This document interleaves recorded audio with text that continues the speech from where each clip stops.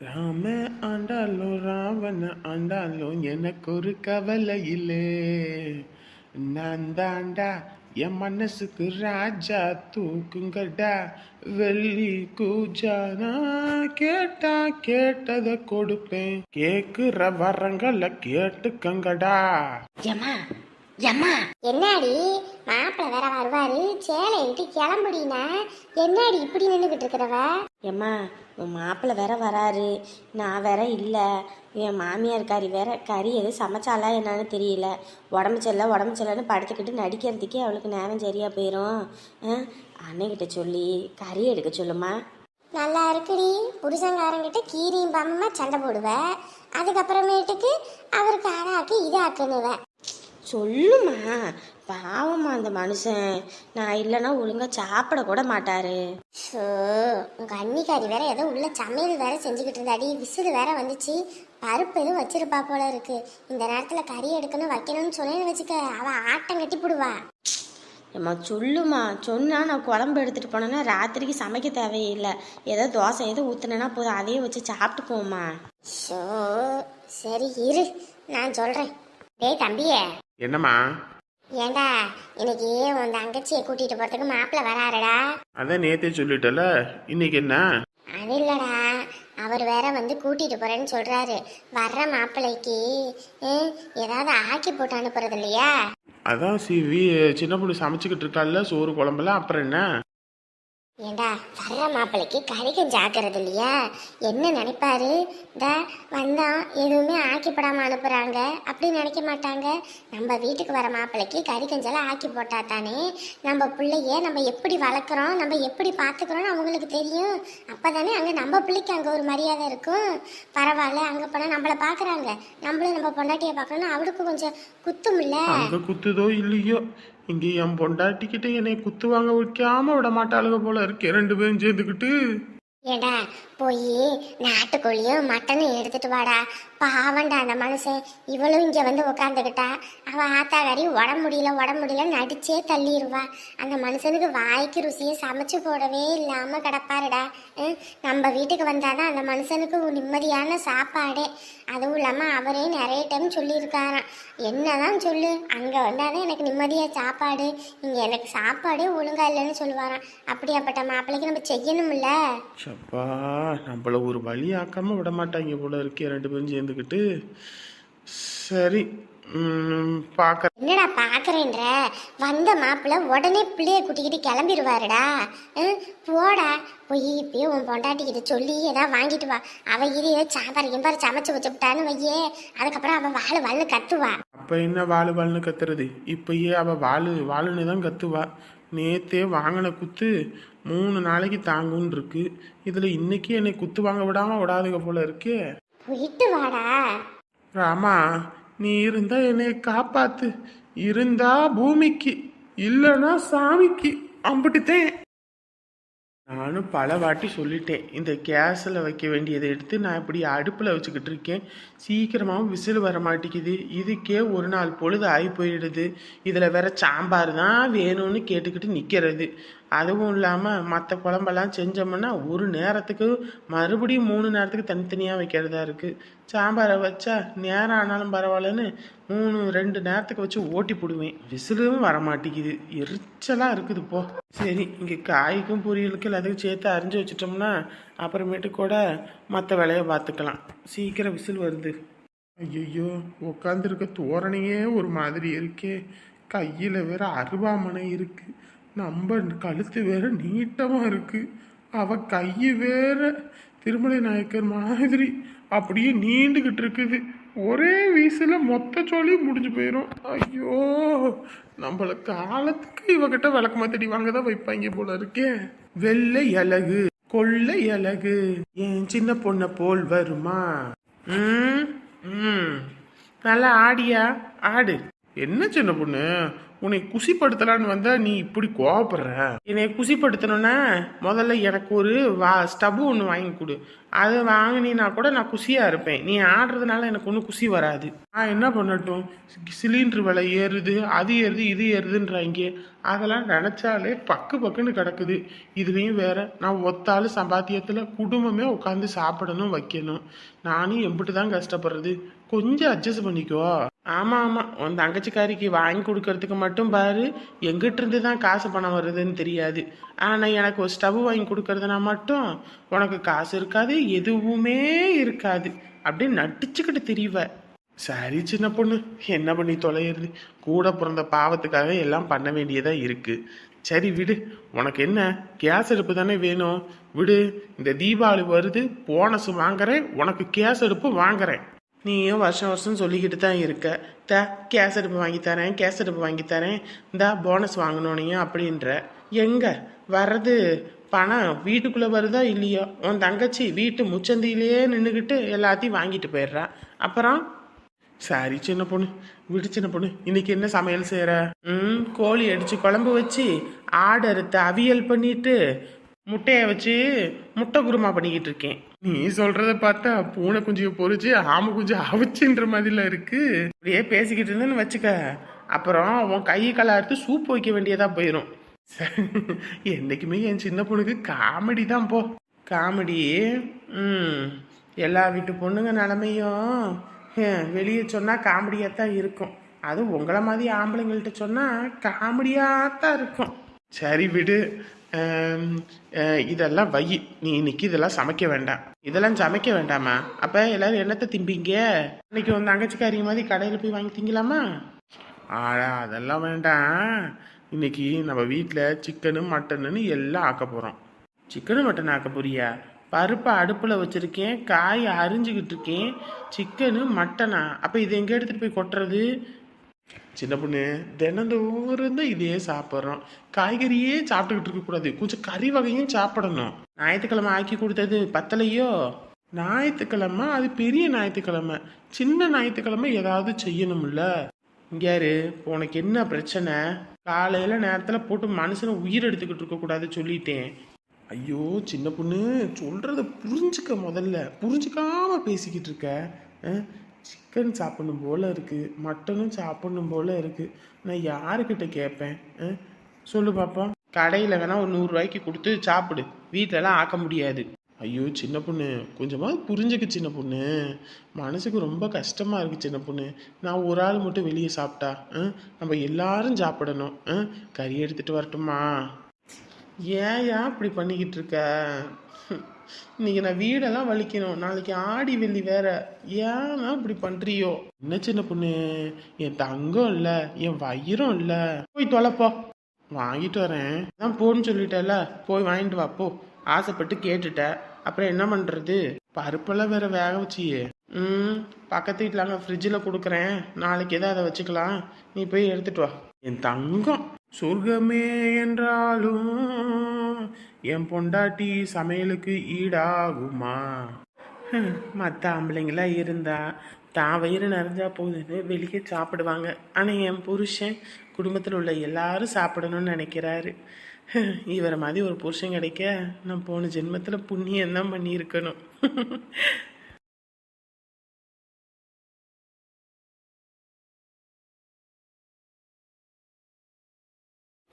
ஒரு காலத்தில் நான் என் வீட்டில் எப்படி இருந்தேன்? கை தொட்டு ஒரு சின்ன வேலை கூட நான் செஞ்சது கிடையாது. ஆனால் இன்னைக்கு என் தலையெழுத்து இந்த மாதிரி குப்பையெல்லாம் கூட்ட வேண்டியதாக இருக்கு. அடிக்கடி நான் கேள்விப்பட்டிருக்கேன், பிறந்த வீட்டில் எந்த அளவுக்கு சொகுசாக இருக்குமோ போகிற வீட்டில் அந்த அளவுக்கு கஷ்டப்படுவோன்னு. அப்போ புரியல, இப்ப புரியுது.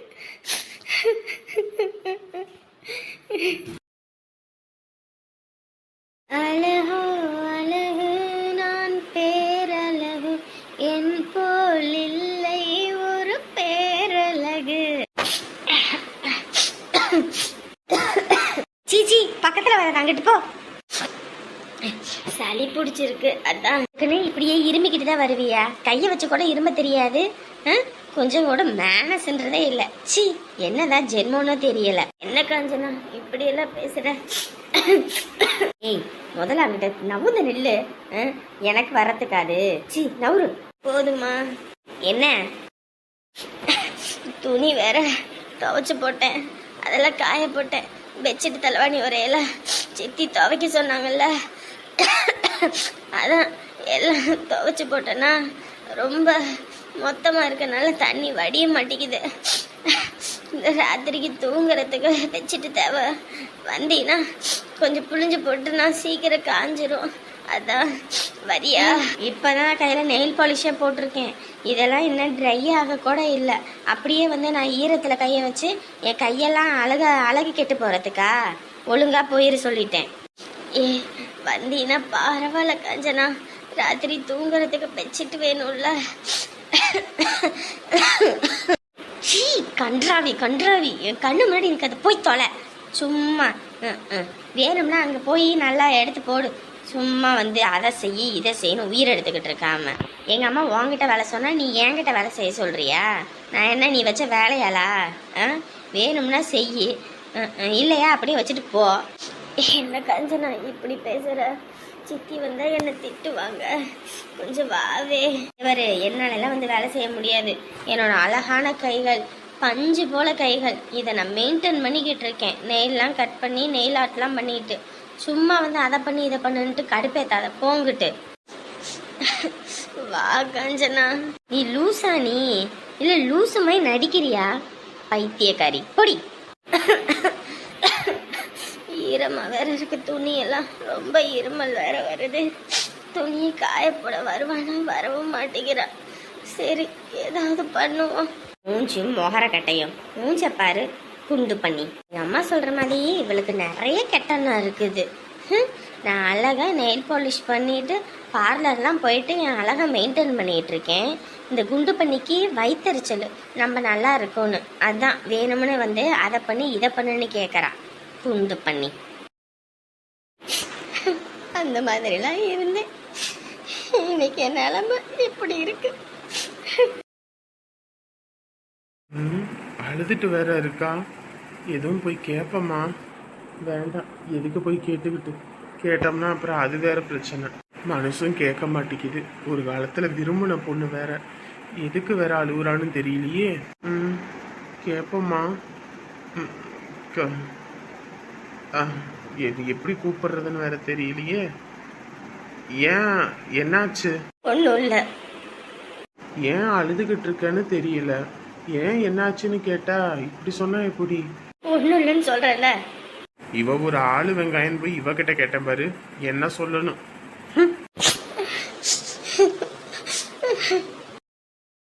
ஏம்மா, நீ வண்டியில் ஏறிக்கம்மா, அவன் ஆஸ்பத்திரி கூட்டிட்டு போவான். ஆஸ்பத்திரிக்கா? என்னம்மா? ஏண்டா, உங்க அம்மாயி நேத்தெல்லாம் கால் வலின்னு இருந்துச்சுடா. அதான் ஆஸ்பத்திரியில் போய் ஒரு ஊசி போட்டு மாத்திரை மருந்து வாங்கிட்டு வா. அது ஏதோ மெடிக்கலில் மாத்திரை வாங்கி சாப்பிட்றேன், நல்லாயிருன்னு இருக்கு. நீ போய் வாங்கிட்டு வாடா. ஏமா லூஸ் மாதிரி பேசிட்டு இருக்காத. முக்கியமா ஒரு விஷயமா நான் போய்கிட்டு இருக்கேன், அப்புறம் வந்து நான் கூட்டிட்டு போறேன். முக்கியமான விஷயமா? ஏண்டா, அது நான் ராத்திரியெல்லாம் முழங்கால் வலின்னு போட்டு ரொம்ப ஒலாப்பிக்கிட்டு கிடந்துச்சுடா. ஐயோ, இது வேற அவசரம் புரியாம நான் வேற அங்க என்னாச்சோ ஏதாச்சோன்னு வேற பதட்டமா இருக்குது.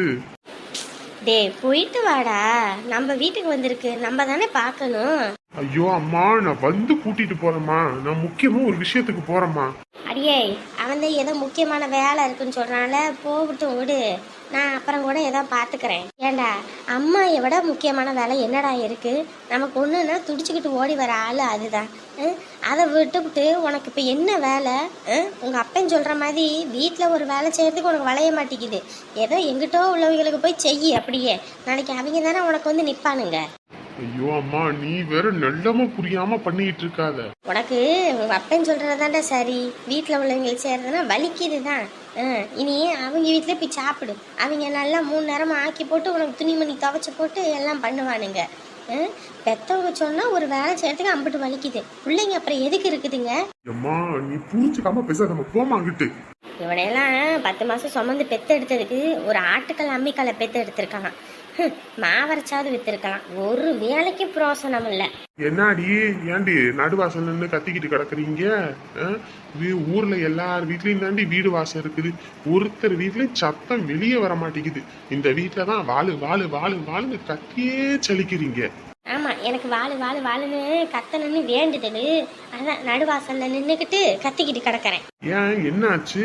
அது ஒன்றும் இல்லை மாப்பிள்ள, எனக்கு ராத்திரி முழங்கால் வலின்னு நான் பாட்டு முணங்கிட்டு இருந்தேன்ல, இவ காலையில் ஆஸ்பத்திரி கூட்டிகிட்டு போடான்னா, அவன் இருந்துட்டு எனக்கு முக்கியமாக ஒரு வேலை இருக்குது, நான் போயிட்டு வந்து கூட்டிகிட்டு போகிறேன்னா, அதுக்கு தான் இப்படி கத்திக்கிட்டு கிடக்கிறேன். வீட்டில் ஒரு வேலை சொன்னால் வளைய மாட்டேங்குது, ஊரில் உள்ளவனுக்கு ஓடி ஓடி வேலை செய்கிறான். அப்புறம் நான் சொல்லும் போது பிள்ளைய திட்டாதீங்கன்னு சொல்றிய, இப்ப தெரியுது அவன் புள்ள லட்சணம் என்னன்னு. இதுக்குத்தான் அப்ப நான் திட்டிக்கிட்டு கிடக்குறேன். ஊர்ல உள்ளவங்களுக்கு மாடா உழைக்கிட்டு ஓடா தேயிட்டோம், இங்க இந்த வீட்டு சோத்த தின்னுபுட்டு.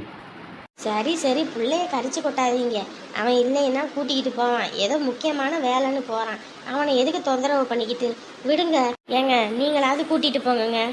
ஐயோ, இந்த அத்தைக்காரியை ஏற்கனவே வண்டியில வச்சு கூட்டிட்டு போனதுக்கு ஒழுங்கா உட்கார தெரியாம உட்காந்து நம்ம லாரி கடையில தள்ளி விட பார்த்துச்சு. மறுபடியும் இதை வச்சு ஏற்றிக்கிட்டு போனோம். அம்பிட்டு தான் இன்னைக்கு கொலாயடியில விழுவோமா இல்லை கோயில் வாசல் விழுவோமானே தெரியாது.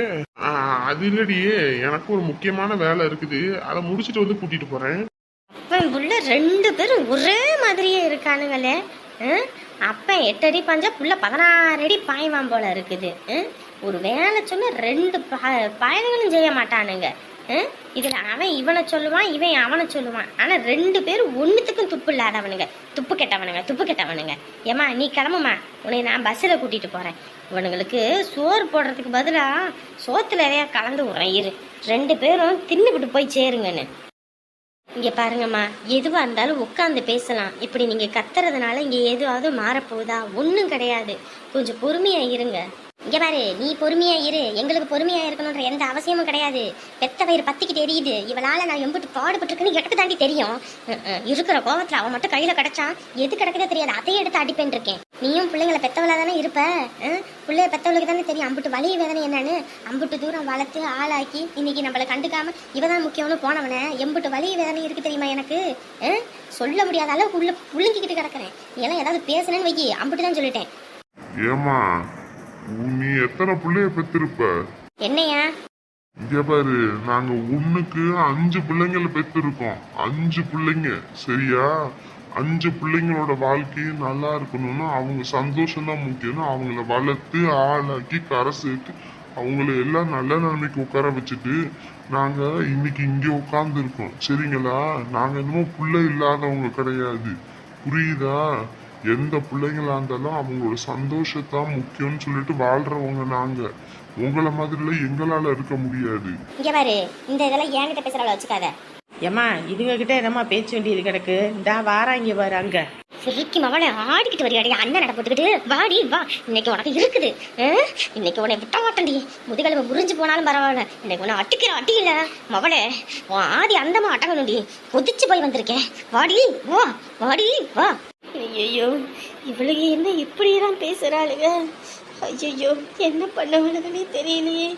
என் கனவுல கண்ட மாதிரி அந்த பிள்ளைங்களை பிரிச்சிருவாளுகளா? ஐயோ ஆண்டவனே. ஐயோ, அம்மா தங்கச்சி இவங்க எல்லாம் என்ன பண்ணிட்டு இருக்காங்க இங்க? ஐயோ, சித்தி வேற இங்க இருக்காங்க. ஏய் ஒன்ன வாடா, என்னடா அங்க நின்னுகிட்டு இருக்க? அம்மா வாங்கம்மா வாங்க. அங்க என்னடி ஒளிஞ்சுக்கிட்டு நிக்கிற? அங்க என்ன ஒளிஞ்சுக்கிட்டு நிக்கிற? போன பருவ பாத்துக்கிட்டு அறிவு கிட்ட சிறுக்கி. ஒன்னால என் மானம் போய் மரியாதை போய் எல்லாம் போச்சுடி. நீ எல்லாம் பிள்ளையாடி, உன்னையெல்லாம் இன்னைக்கு முடிச்சு கட்டி போறேன் பாருடி. முதல்ல இங்க பாருங்க, என்னங்க என்ன என் கண்ணு முன்னாடி என் பொண்டாட்டியை போட்டு அடிக்கிறீங்க? பொண்டாட்டியா? அடே, அவன் என் வீட்டுல இருந்தவன். முதல்ல நீ ஏதாவது பேசுன உன்னை வெளி ரோட்டி போடுவேன் பாத்துக்க. இதுக்கு முன்னாடி தான் அவன் உங்க வீட்டுல இருந்தா, இப்ப அவன் என் கூட என் வீட்டுல இருக்கா. இந்த மாதிரி பேசுறது அடிக்கிறது இதெல்லாம் வச்சுக்கிட்டீங்க, அப்புறம் மரியாதை இருக்காது சொல்லிட்டேன். மரியாதை இருக்காதா? என்னடா பண்ணுவ? வயசுல மூத்தவங்கன்னு பாக்குறேன். நீங்க இத்தனை வருஷம் அவளை வேலைக்காரி மாதிரி கொடுமைப்படுத்தினது எல்லாம் என் மனசுல அப்படியே இருக்கு, எதுவுமே மாறி போகல, சரிங்களா?